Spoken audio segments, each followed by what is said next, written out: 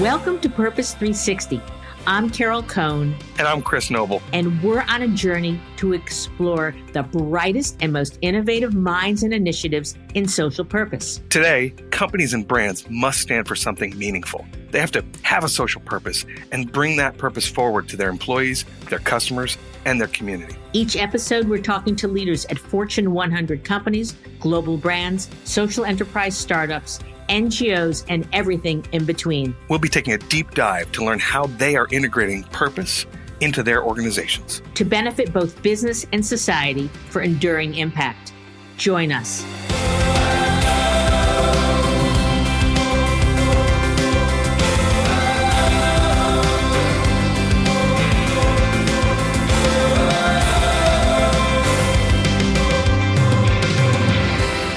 Welcome to Purpose 360, and I'm Carol Cohn, and we have it's going to be one of my faves in terms of interviews as well. I have a guest partner today. So first, I'd like to introduce Amy Weisenbach, and she's Senior Vice President of Marketing and Media at the New York Times. Amy, welcome to the show.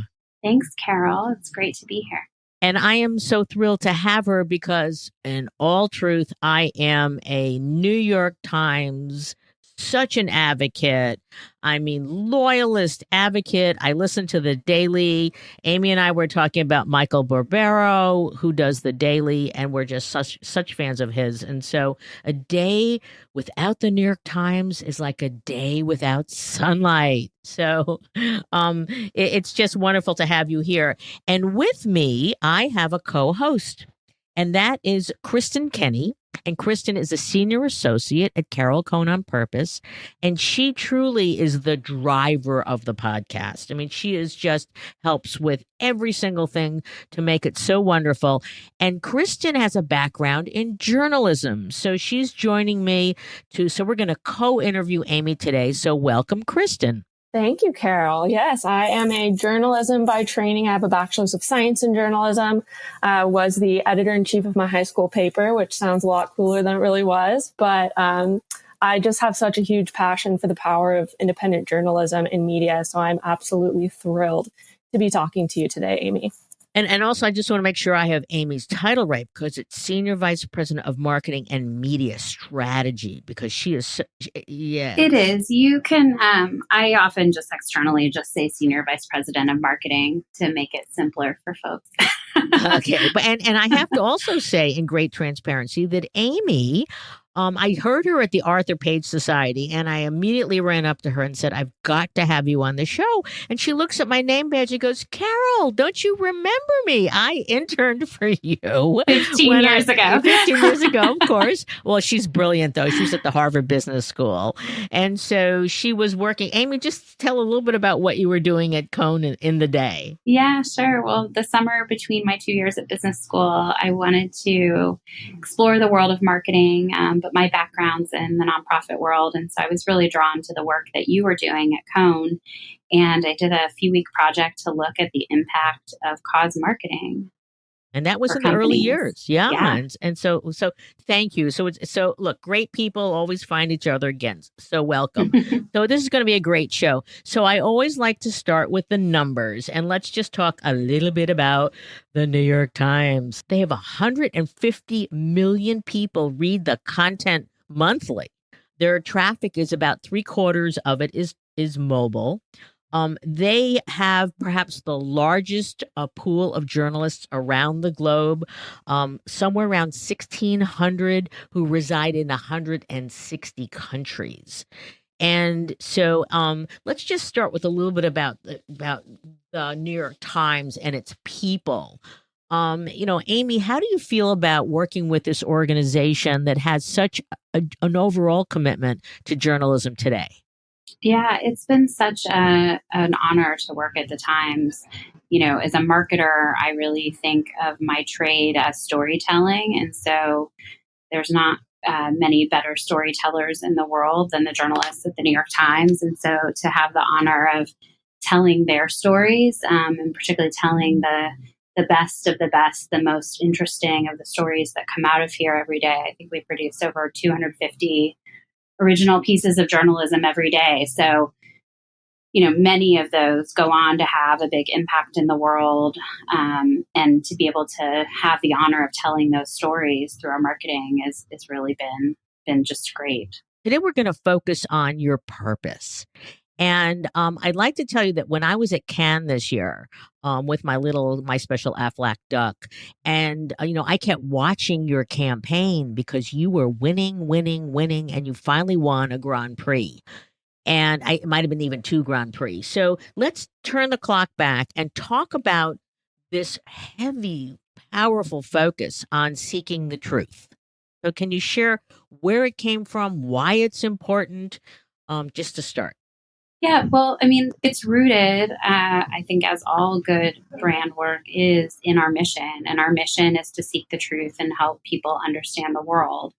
To us, that means that our journalists are seeking the truth by holding power to account, by bearing witness to moments of tragedy and triumph, by giving a voice to the disadvantaged, and really by creating a shared baseline of facts, which ultimately help people understand the world, which makes their lives richer and hopefully makes for a more just society. And so that mission guides everything we do in our journalists and how our journalists think about that mission. And everything they do is through that, whether it's the kind of objective fact-based journalism that's done by our newsroom, or the way we surface a diverse range of voices in our opinion coverage, or, all the new formats that we're innovating in, things like the daily podcast or the weekly, which is our new television show that we launched this year. And so we really just wanted to tell the story of that work and of our mission in our marketing. Was there a point in time where your executives got together and they said, I mean, obviously journalism today is just under such siege, and deep fakes and fake news and, everybody, big, important people pointing at the New York Times saying fake news, fake news. And so you really came out strong with your purpose to seek the truth and help people understand the world. Why don't you get into, one of your favorite campaigns and how you've selected the words, where you've run the campaign? So let's just start there because we can cascade this into lots of other questions. Yeah, sure. Well, I think if you look back to the very first truth ad that we ran, and just think about the context that we were in, certainly all the things you just described about the moment we were in, where terms like fake news were being, and alternative facts, and some of those words were just being coined in that moment. And it was right at the intersection of journalism and of sort of an assault on the truth. And we felt like we had something to say. It also came in a moment where, we were still and are still trying to grow our subscriber base. If you think about our business model, it's really still recent history. Our paywall isn't even 10 years old yet. We just launched it in 2011, which is kind of hard to believe. And in a world where we need millions of people to pay to subscribe to us, we knew we needed to do a better job of telling the story of Times journalism. So the Truth campaign was our first attempt at doing that. I joined the team right as the first ad was launching.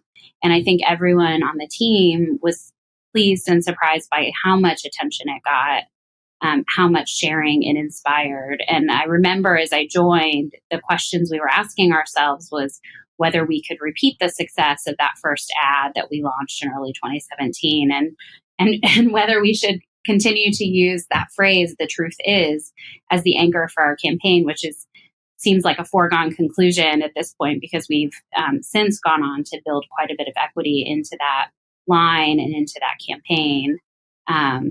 So it's been quite a journey.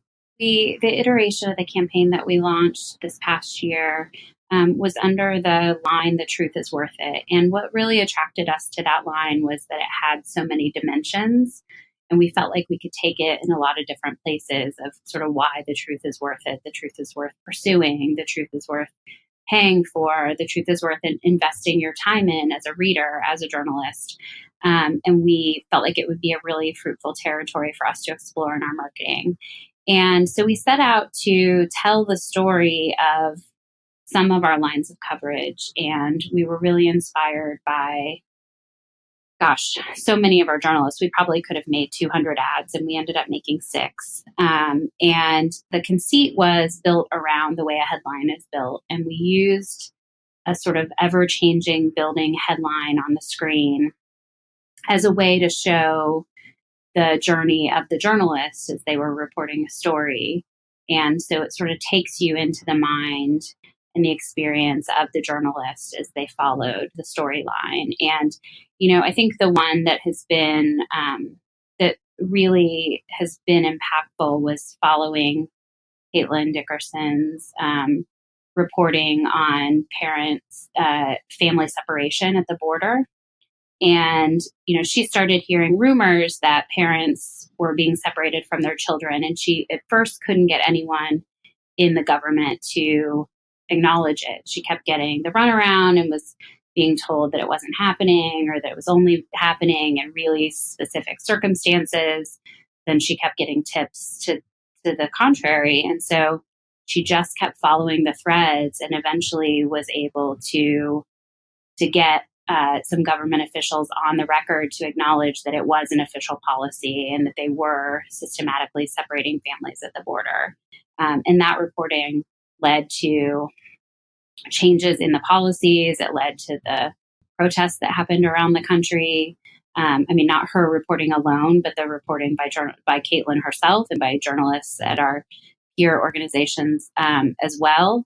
And, it's just one example of the impact that, uncovering truth that people are trying to keep hidden, the impact that it can have. The reason I think that one sticks with me the most is when we launched that spot, we thought we were a little late in launching it because the acuteness of that family separation had passed by the time we were able to get the spot live. But then the topic just kept coming back into view, and there kept being new news around the topic. And so we continue a year later to be able to run that spot and have it really resonate. I wish that spot was dead. I wish that it was completely irrelevant and that we'd moved on as a country. But unfortunately, it continues to really resonate and feel like it's captures things that are happening in the here and now. So what did readers how did readers respond to that? Yeah, well, I think all of the spots that we've done over the last 3 years have been really well received by readers and subscribers. A lot of sharing in social, a lot of conversation, I think, that they sparked and that have been had in a way that on other brands that I've worked on, certainly people don't pick up in the same way. Going back to that kind of very first truth ad that we launched, the week that we launched that campaign was the first time the phrase enemy of the people was used. And our reporters were banned from a White House briefing that week. And so it sparked a series of demonstrations around the country in support of a free press. And one of the things we saw, and I think we're surprised to see, was our print ads, being held up as signs of protest in those demonstrations. That's a great segue, because I was going to ask Amy about the decision to air the campaign during the Academy Awards, which is obviously a huge pop culture event in the US, but also relatively lighthearted compared to the seriousness of this topic. So why did you choose to air it there? If you think back to that moment that we were in early 2017, the country was in a moment where it was just starting to grapple with the fragility of truth and the role of journalism and the fact that journalism and specific journalists were really under attack. And so we knew that the Oscars, I think that the team, again, this was right before I joined, so I don't have all the firsthand knowledge of exactly all the conversations that happened. But my understanding is the team talked about, had plans to make the ad, and then all these things sort of happened right around the time that they were ready to launch. And the Oscars emerged as a place where it just seemed clear that it was going to play host to those conversations, whether that be on the red carpet or in acceptance speeches. I think that was also the week that Meryl Streep got, attacked by the president. And so it just felt like it was going to play as a backdrop to the cultural conversation that was happening. What we didn't know was that our ad would end up running adjacent to a tribute that Sting did to journalism that was part of the Oscars broadcast. And our ad ended up running immediately adjacent to it, which gave the ad a ton of additional kind of resonance. But that was just a happy coincidence. Happy coincidence, a good or a one. generous ad trafficker. I don't know. But we didn't have control over that, and I don't think we even knew that Sting was doing that piece of content in the show. So we just, I think we've continually found that there's these moments in culture where our journalism is already at the center of the conversation, and if we can find the right way to tell our story in those moments, we get a lot more bang for our buck in our marketing investments because we tap into something people are already talking about. So the way we view this as purpose strategists, these aren't ads to us. These are, maybe you're paying for the time to air them, but they're purpose commitments, they're purpose statements. So we're curious about, how did your journalists react to this? Because all of a sudden the spotlight is on them and you're praising them and you're elevating them. Well, I think their first instinct was to not want to be part of it, because I think their journalists are, and Kristen, you can probably speak to this, are sort of trained to not make themselves part of the story. And I think journalists by nature are a skeptical bunch. It's part of their job. And so, it was not an automatic thing for them to respond positively to our advertising. But it's been really gratifying to see how positive the response has been. I think in a world where their work is so under the microscope and under attack, they really appreciate that we're telling their story in a proactive way and helping people understand the importance and the rigor that goes into the kind of journalism that Times journalists do. And Kristen, I know as a journalist, you have coached me so many times about the journalistic process. Yes. And I think that insight that a lot of people are not aware of the process behind journalism is what really fascinated me, because this whole campaign is really built on the fact that people didn't understand what it takes to report on how the MTA is failing, or ISIS, or children at the border. And so, Amy, can you talk a little bit about how that core insight was used to shape this campaign? And did you bring any journalists into the creation of these ads to say, can you unpack how you wrote this story and how we got from, a tip or a phone call to this headline, and then change? Kristen, that was absolutely at the heart of the insight that drove us to make the work. We actually find that many of our readers and even some of our subscribers just don't understand everything that goes into producing the 250 stories that our newsroom puts out a day. I think many people think that our reporters sit in a high rise in Manhattan and repackage other people's reporting, or that we wouldn't dare put our journalists on the ground around the world in harm's way. And reality couldn't be further from the truth. As you mentioned, Carol, we have over 1,600 journalists today, which is more than we've ever had, reporting from 160 countries. We have 31 international bureaus, 12 around the U.S. And we found that when people understand that and understand that we are actually there getting the story, or that we give our reporters the time and the space and the oftentimes legal cover to be able to go and report a story over a long period of time, it's really hard to get at, they appreciate that, and it greatly increases their willingness to support us. We've had one of the other ads that we made was about the reporting that Suzanne Craig and Russ Buettner did around Trump's taxes, and they worked for 18 months on that story, and I think only had 2 or 3 bylines each in that time period. And we gave them the space to do that and the resources required to do that. And, I don't think if Jody Cantor and Megan Toohey, who did the Harvey Weinstein investigative reporting, often talk about that the space that they had and the support that they had, and oftentimes the support of our legal team when they were under enormous pressure from Harvey Weinstein's legal team, that was really what made the difference in their ability to ultimately get to the truth and get people to go on the record and get the story nailed down so that it was sound enough that we could go to print with it. So do you think that now that you have declared truth, I mean, it was always there. You're the New York Times. You declared it as your purpose, as your mission, as your North Star. And then you unpack the process of how much you support your colleagues.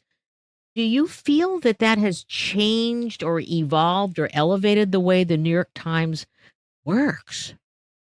I mean, I don't think it's always been there. We've been around for 168 years as of this year. And I don't think there's really anything different. If you go back to the words of like our very first founder and hear him talk about the New York Times mission, it sounds almost identical to how we talk about it today. So I don't think there's really been anything that's changed, but I do think in a moment where trust in journalism is at an all-time low, and where people, I think, in a world of digital journalism really don't understand the difference between real, on-the-ground, originally reported journalism and any other piece of content that they might find online.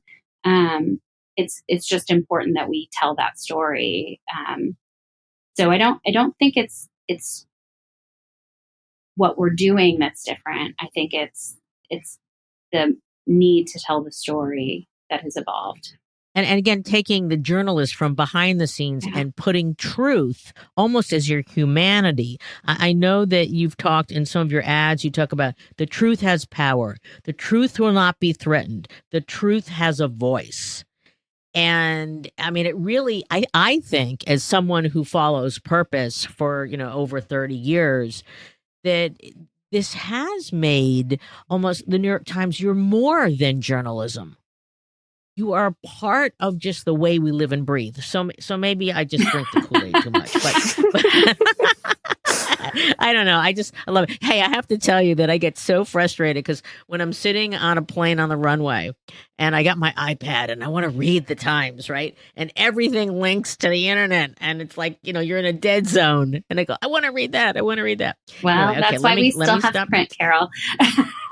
Yeah, it's fun. I know, it's so funny because when I see print, like, I go to one of the airline lounges and there's like a New York Times and I pick it up and I go, oh, it's the feel of paper. I can see the juxtaposition of the ads, which I actually like. But okay, I'll stop. Kristen, next to you.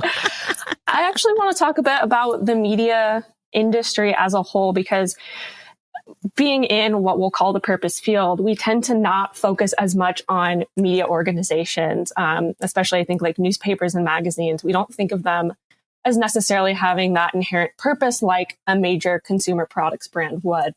But I think, in my opinion, media is one of the most just inherently purposeful industries and organizations. And I think this campaign just brings that to the forefront. Like Carol said, New York Times wasn't necessarily advertising with this campaign. They were just saying that this is our job. This is, we're doing it because the truth matters.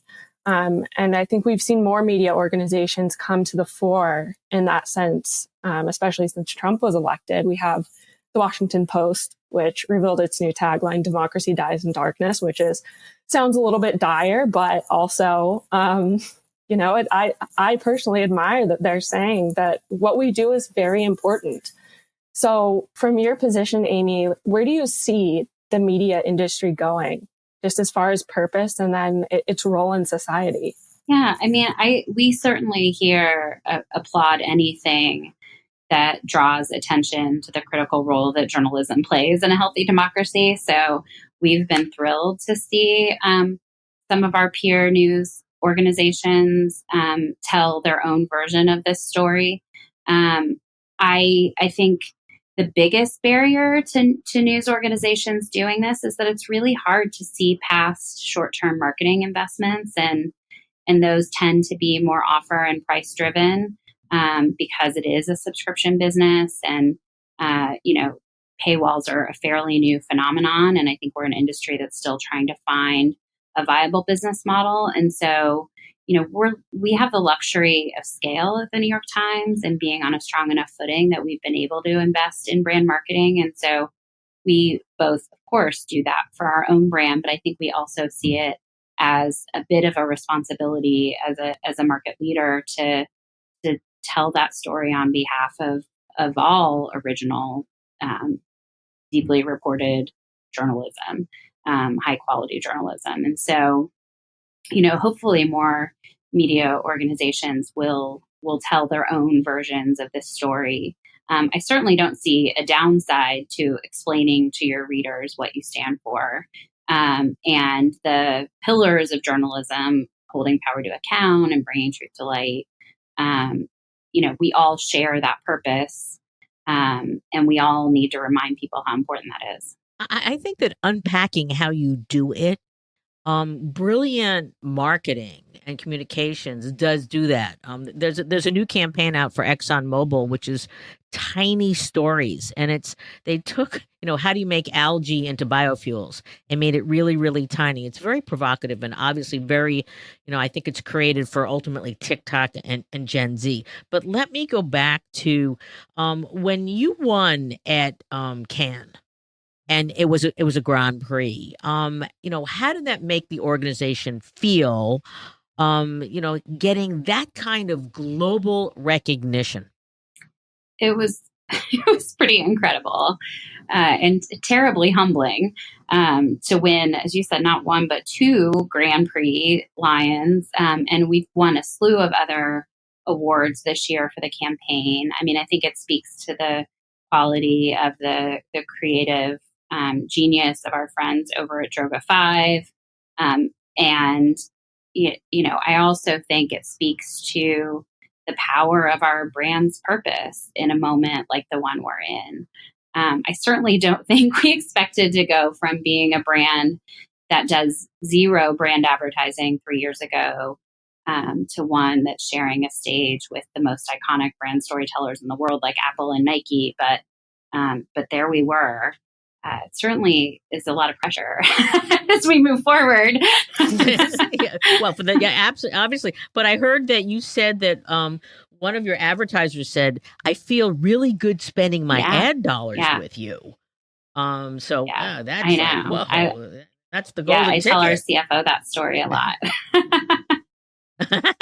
Keep doing it. I also heard you also said that your newsroom was so excited about this, persona, this humanity, the storytelling, that they suggested pitches how you should pitch marketers. Yeah, I think that's been one of the biggest surprises of all. I think to not only have our newsroom be proud of the marketing that we're doing, but I think now they're seeing the value of it for their work. And so I do occasionally get an email or a Slack message from a colleague in the newsroom who says, "Hey, I'm working on this, really interesting investigation. I think it's got this great backstory. It might make a good truth ad." Or, sometimes it's like, I have this new idea for, great ideas can come from anywhere, I guess, about, something else we could do in our marketing that maybe we're not doing today. And so I think just even to have built the kind of relationships and trust between our team and the newsroom has been really gratifying that they would even think about it as something that they'd want to be a part of.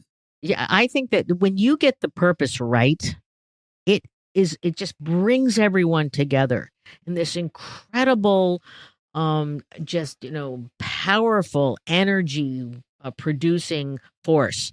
So again, I think that that's what's happened, and I'm so thrilled for you. Kristen, back to you. So the campaign continues to evolve, and I know you recently had some creative around the issue of gender equality. So you obviously just mentioned that you have journalists that are suggesting topics, but where do you see this campaign going in the next year or so? Yeah, well, we think we've landed on a campaign idea, a platform that can bear fruit for quite a while. And, part of why we love this idea of the truth being worth it is that it has so many dimensions. And we plan to keep exploring those and really following kind of where culture is going, what people are talking about, and finding our voice in those moments. As we look ahead to next year in 2020 being an election year, demand for quality journalism and on the ground reporting is naturally going to be high. So, we'll lean into that and I think continue to tell the story of how our journalism is valuable to our readers, but I think specifically in an election year, how it's valuable to our democracy.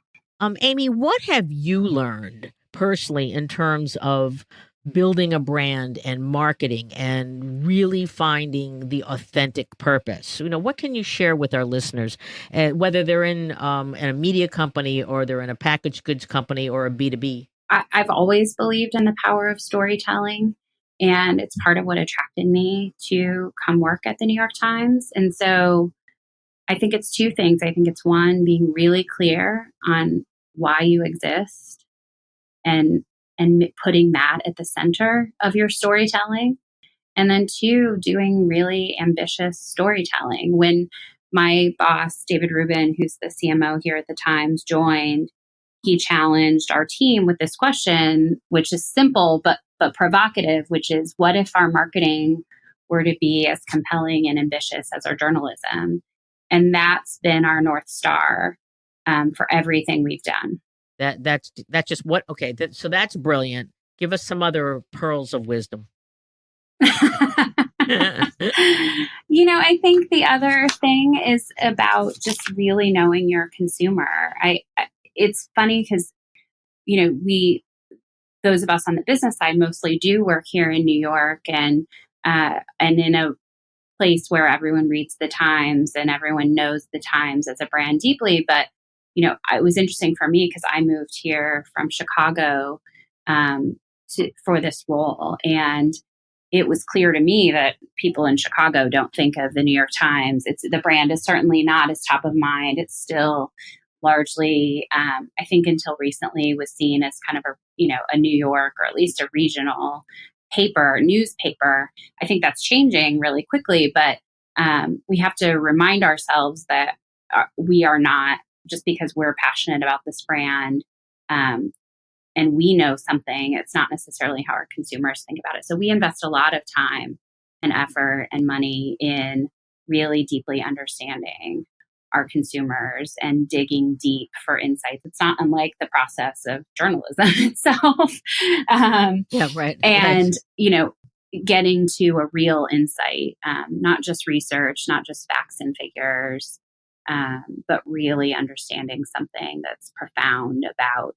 And I think for us, that about your brand and about their relationship with your consumers' relationship with your brand. And I think for us, it was really understanding that people just had no idea how journalism is done and really couldn't articulate why what we were doing was worth paying for. They also expect it these days. People expect transparency and they want to know how things get done behind the scenes and expect to be able to know that. And so, for an organization, for a practice like journalism that has a lot of very specific ways of doing things, many of which involve not revealing sources and having processes that aren't well understood by the general public, things like how we use anonymous sources or the difference between news and opinion. All of those kind of things aren't well understood. And so I think it's even more incumbent upon us in an industry like ours, where trust is so important, to be as transparent as we can be. And I think that's a fairly new thing for our industry. Absolutely. We're just curious, who do you admire for their purpose work? It doesn't have to be in the journalism field. I'm just curious, is it something go, wow, we got to learn from that one. That's really great. Yeah, well, we had an opportunity earlier this year to work with Everlane, and I've really come to admire their brand through that process. I think they have an incredible commitment to transparency. They would say radical transparency and support causes that align with their company values, but also that align with what their customers care about, such as human rights and climate. And so in April, we did a project with them, a line of shirts together to shine a light on the importance of climate journalism in helping people understand how they can make an impact on climate. And it also gave more young people access to New York Times journalism. And through that, just getting to know how they think about those issues that are important to their customers, and then how they bring that to life in their business practices, in the causes they choose to support as a brand, and just how they interact with their consumers was really inspiring for us. Everlane's great. How about any others that you admire? One of the other things we've been paying a lot of attention to is Apple's work around privacy, particularly in a moment where privacy is under the microscope, and people are thinking a lot about instances of where privacy has been perhaps abused or or at least treated carelessly. And so I think we, in terms of building trust with their consumer, their privacy initiative and the way they talk about privacy and the way they build it into the choices they make as a product company have been really interesting to watch. And that's been instructive for us as we think not so much, certainly privacy is important to us too, and we're doing a lot of work in that space as well. But I think more as a lesson for how you take an issue, again, that your customers care deeply about and that's important in your own company values, and bring that to life in the choices that you make as a company. That's great. Just curious about, from where you sit, what do you think about this business strategy called purpose? I mean, are we in just a moment of radical transparency where every company needs to stand up for what they, why do they exist? Or do you think this is something that is going to be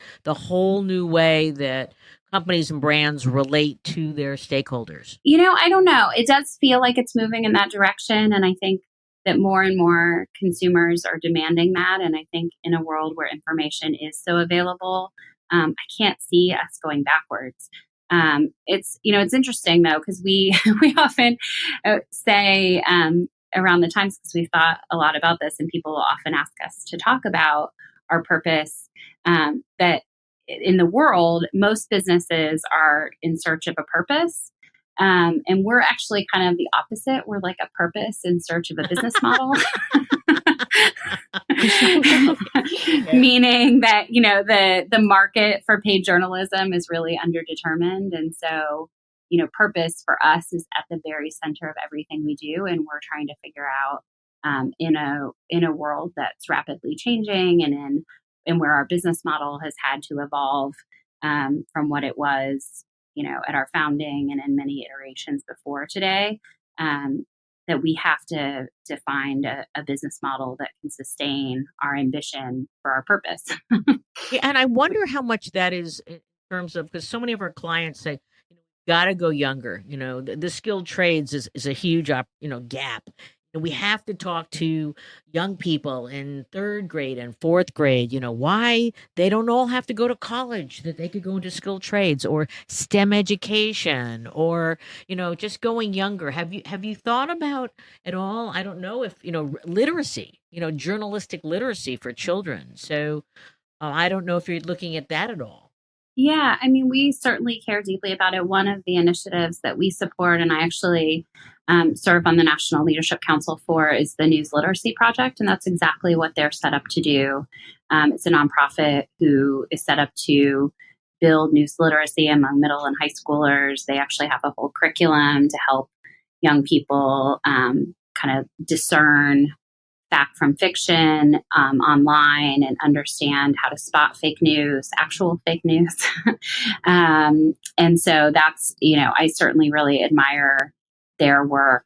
And there's others like that I think more and more school systems and curriculum writers are thinking about how to weave that in, because I have a 11-year-old myself, and I certainly observe as a parent the need for it. And then again, I'm always amazed at how perceptive and insightful young people are because of the world that they're growing up in that's so different. And they all automatically sort of bring a sense of discernment that maybe you don't see from older generations that are, this world is newer to them. Yeah. So I know that with Gen Z, that they would prioritize purpose in their work over their salary, and that they're looking for authenticity. So perhaps that generation is going to really be one of our saviors.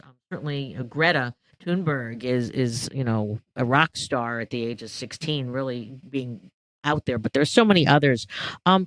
As we close, and we hate to do that because we love this conversation, and of course, I love the New York Times. What's your personal purpose? So I guess I would say it's pretty simple. It's just, to do my part to make a positive impact on the world, and ideally leave it in better shape, at least the portion of it that I can, in better shape than I found it. And I think that's taken different forms over different stages of my life. Early in my career, I worked in the nonprofit sector full time. And so that was my career. I think now as a parent, I think about it in how I raise my 2 daughters. I do that through my volunteer work, and a big driver for me in joining the New York Times was the opportunity to marry what I'm good at professionally with what I'm passionate about personally. And so, this to me has been a big expression of my personal purpose, because I really believe in the mission of the New York Times. Oh, that's wonderful. Kristen, I'm going to give you a last question, and then I'll wrap it up. My closing question, Amy, is do you suggest any resources for our listeners to learn more about the importance of independent journalism and how they might support it? Sure. I think 2 things. I mentioned the News Literacy Project. They have a newsletter called The Sift, which is fantastic. Explores the ethics of facts in this age of misinformation. I think it's aimed at educators, but I actually find that it's really reads well and is useful for anyone who cares about news literacy. The other I'd say is to read, if you haven't, read Jodi Kantor and Megan Twohey's book, She Said, which is a little self-serving, sorry. It's about the New York Times, but it gives a real behind-the-scenes look into their investigation of Harvey Weinstein that sparked the Me Too movement. And I think it does, kind of like the Daily and the Weekly both do, gives a real behind-the-scenes look into how journalism is done and helps give people a real appreciation for why journalism is an enabler of getting to the truth. And I think it's important to understand that in a world with all the rhetoric, the anti-press rhetoric that's going on right now. So that's great. So I want to thank Amy Weisenbach for sharing with us. It's not just about a purpose campaign, but it's about the essence and the heartbeat of the New York Times. And when you were at Page, you mentioned this quote on the wall in your office. And I want to end with this. And it said this: Some people hate the Times. Some people love the Times. All people read the Times. So, Amy Weisenbach, thank you so much for joining Purpose 360. You've been a fabulous guest. So, thank you so much. Thank you. Thanks for having me. It's been a delight. And we just like to ask our listeners to address this issue as Amy has in her own life. What's your purpose? And have a great day.